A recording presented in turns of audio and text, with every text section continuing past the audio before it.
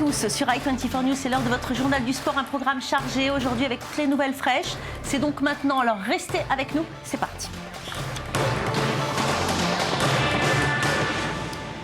Et je vous propose d'ouvrir cette émission par la Formule 1. Lewis Hamilton en Mercedes s'est imposé ce dimanche à Suzuka au terme d'une course interrompue à cause de la pluie.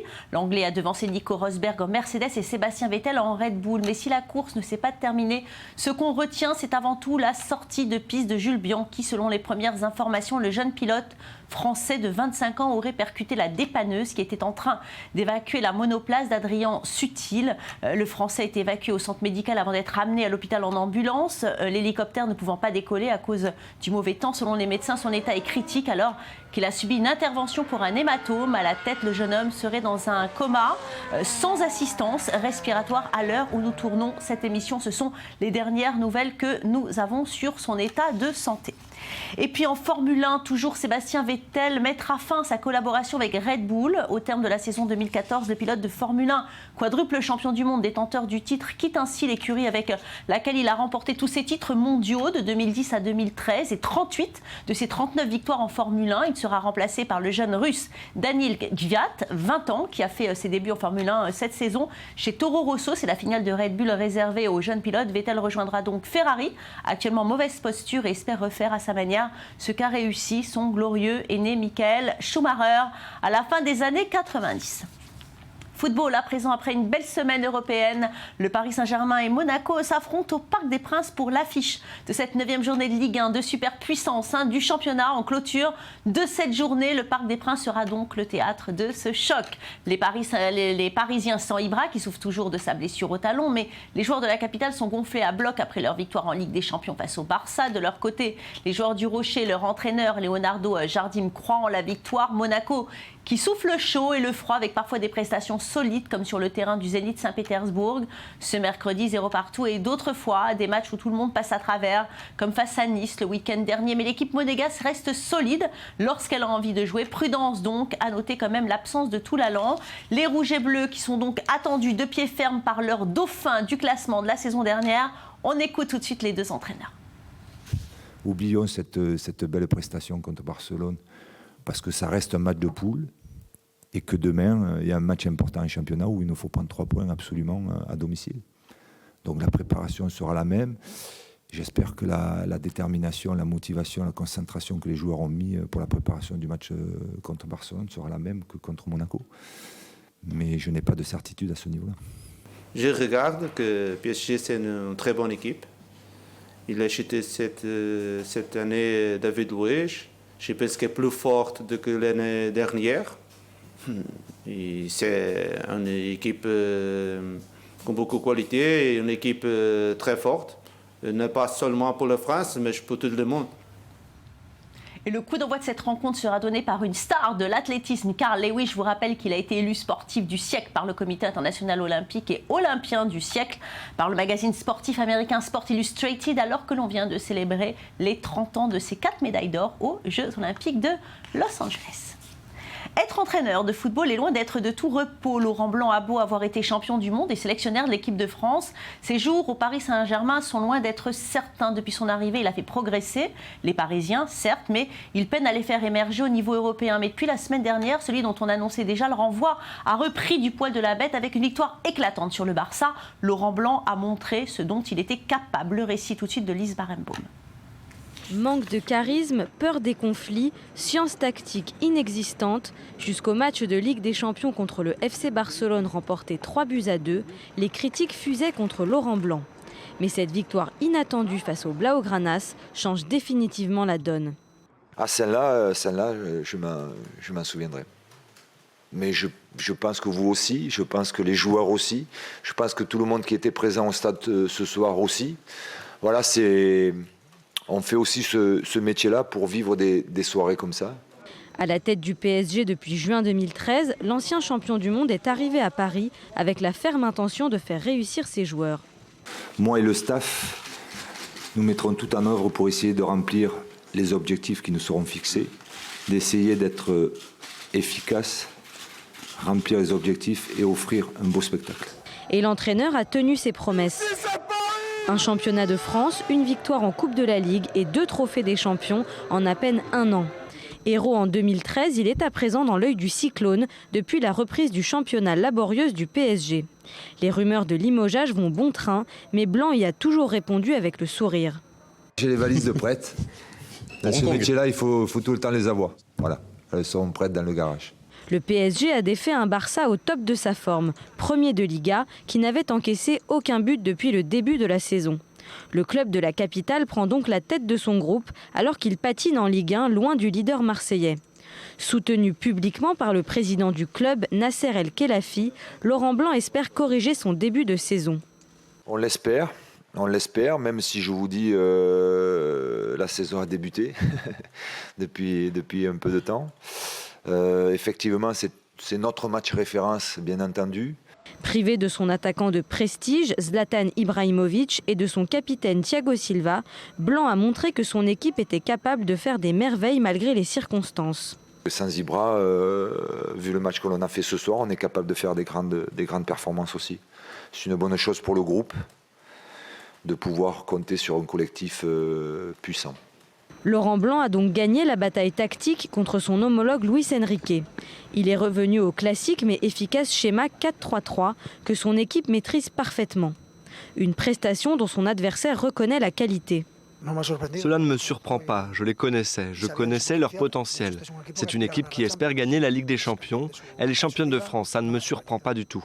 Après une élimination en quart de finale l'an dernier contre Chelsea, le PSG compte bien aller encore plus loin cette année. Laurent Blanc n'a pas encore atteint l'aura internationale qui était la sienne comme joueur. Mais avec sa victoire éclatante sur le Barça, il entre enfin dans le Gotha européen des entraîneurs. Puis à l'ombre de cette rencontre PSG-Monaco, on a joué ce week-end en Ligue 1. La mauvaise opération de cette journée pour Bordeaux. Les Girondins perdent 1-0 à Reims et laissent s'envoler Marseille. En effet, les Phocéens ont enchaîné sur une 6e victoire de rang au championnat. Un succès à l'arraché avec un but de Gignac à la 92e minute de jeu. Et l'OM qui prend 5 points d'avance sur son premier poursuivant. Notez également les victoires de Rennes, Lorient et Viantonon, alors que Montpellier et Nice ont fait match nul.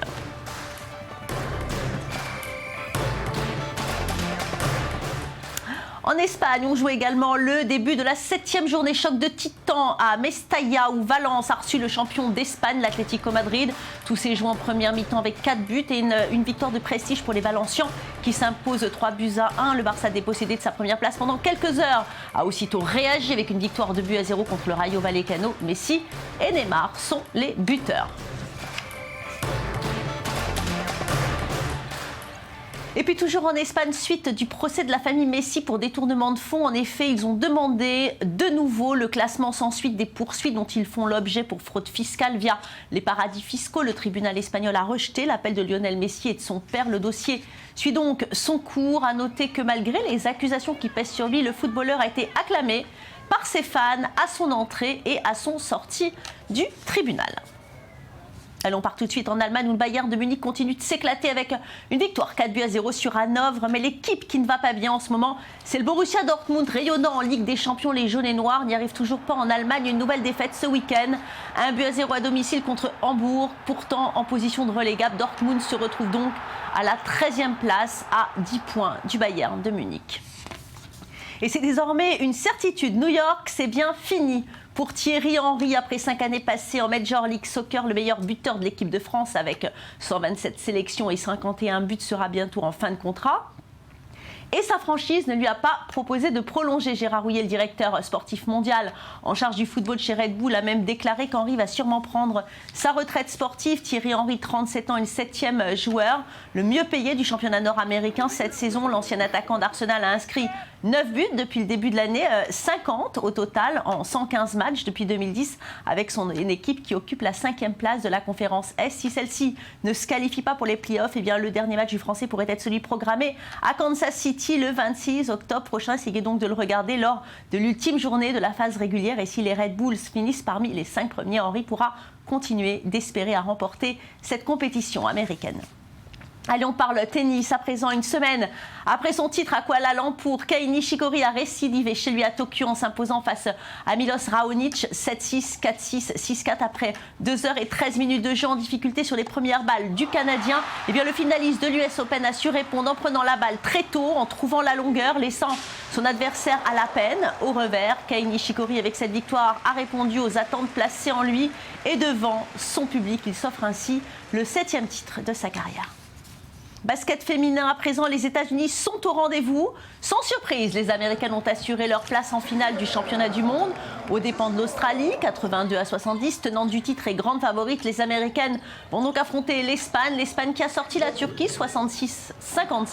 C'est la première fois de leur histoire que les championnes d'Europe en titre atteignent un tel niveau. Leur mission, empêcher les Américaines de décrocher un 8e sacre mondial. Gros défi donc en perspective. Et puis on parle rugby, l'Argentine a battu l'Australie 21-17 samedi à Mendoza. C'est la première victoire de l'Argentine au tournoi des 4 nations, une première après 16 défaites et un match nul depuis qu'ils ont intégré le tournoi de l'hémisphère sud en 2012. Un match sans enjeu, mais une belle victoire pour les Pumas qui ont été menés 14-0 pendant la rencontre. Au classement final, la Nouvelle-Zélande arrive première, suivie par l'Afrique du Sud, l'Australie et enfin l'Argentine.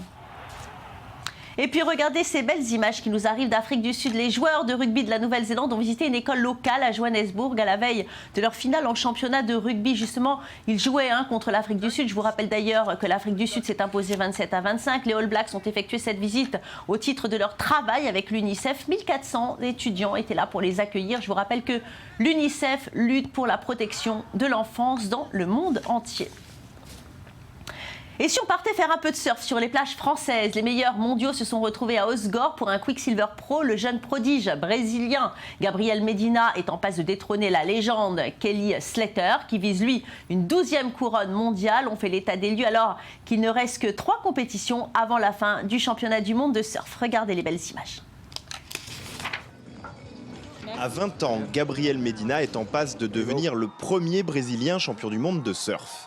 Alors qu'il ne reste que 3 compétitions au calendrier, il devance la légende américaine Kelly Slater de 6500 points et n'affiche aucun complexe devant celui qui détient 11 couronnes mondiales. Je suis en confiance. La pression est sur Kelly, pas sur moi. Il est plus vieux que moi, plus expérimenté et il a déjà été dans cette position plus que moi. Kelly Slater avait lui aussi décroché son premier titre à 20 ans en 1992. Autre similitude, c'est sur les vagues françaises que les deux surfeurs ont conquis leur première victoire sur le circuit professionnel. Et Gabriel Medina a lui aussi déjà laissé son empreinte sur la discipline avec des figures acrobatiques issues du skate. Mais la motivation de l'Américain reste intacte pour tenter de décrocher son 12e titre. Kelly Slater sait s'adapter et réalise désormais comme le Brésilien des manœuvres spectaculaires. Mais au-delà de Gabriel Medina, Kelly Slater a bien conscience du danger que représente pour lui toute cette nouvelle génération de surfeurs ultra motivés. Ils ont une grosse motivation. Quand tu es nouveau, tu veux gagner, tu veux tuer tout le monde. Je n'ai plus cet instinct, je veux gagner bien sûr, mais ça ne me réveille pas la nuit. Quand j'avais 20 ans, oui, je voulais tuer tout le monde. Agressif, Medina l'est, trop du goût de ses détracteurs qui lui reprochent de manquer parfois de fair play dans l'eau. Le gamin timide qui peinait à s'exprimer devant les médias a grandi et il veut le faire savoir. J'ai dû voyager, rencontrer des gens, faire ce genre de choses, des interviews. Et maintenant, je suis un homme. Ce combat pour le titre entre le roi de la discipline et le petit prince brésilien est en tout cas une bonne chose pour l'industrie du surf, touchée de plein fouet par la crise économique, d'autant que Kelly Slater est bien déterminé à se battre jusqu'au bout et n'a qu'une seule motivation. Allez, on va ouvrir une page voile avec la 12e édition de la Volvo Race. 7 voiliers ont pris la mer pour disputer cette course autour du monde en équipage avec escale. C'est le voilier américano-turc Team Alvi Medica qui a remporté la première régate à Alicante en Espagne. Cette équipe s'est imposée devant Abu Dhabi Ocean Racing, l'un des favoris de cette course. Prochaine étape, le 11 octobre prochain entre Alicante et Le Cap en Afrique du Sud, avant d'autres escales en Chine, en Nouvelle-Zélande et au Portugal. Et on va passer de la mer à la montagne, sport d'hiver à présent. L'été, c'est bel et bien terminé. On a assisté au grand retour de l'ancienne championne du monde, Lindsey Vonn, victime d'une grave blessure au genou. L'Américaine était écartée du circuit pendant près de 2 ans. Elle avait tenté de revenir juste avant les JO de Sochi, rappelez-vous, avant de faire une rechute. Mais cette fois-ci, elle semble bien déterminée à tout rafler. À 29 ans, elle aspire maintenant à gagner la Coupe du Monde cette année et surtout se donne pour objectif de participer aux JO de 2018 en Corée du Sud. Je vous propose de l'écouter tout de suite. Oui, ça fait vraiment du bien. Je crois qu'aujourd'hui, c'est seulement mon 3e jour, mais j'ai de bonnes sensations. C'est juste du ski pour le plaisir, passer quelques portes, c'est amusant et je suis très heureuse de revenir sur les pistes.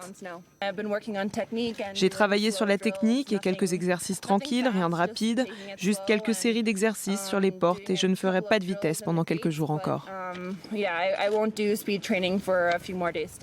Et voilà, c'est fini pour aujourd'hui. Merci à vous de nous avoir suivis. On se retrouve très vite pour encore plus de sport. En attendant, restez avec nous. L'info continue sur i24 News. N'oubliez pas nos réseaux sociaux. Nous adorons vous lire. Facebook, Twitter. Tout est disponible pour vous 24 heures sur 24. L'info, c'est maintenant sur i24 News. Alors surtout, ne bougez pas.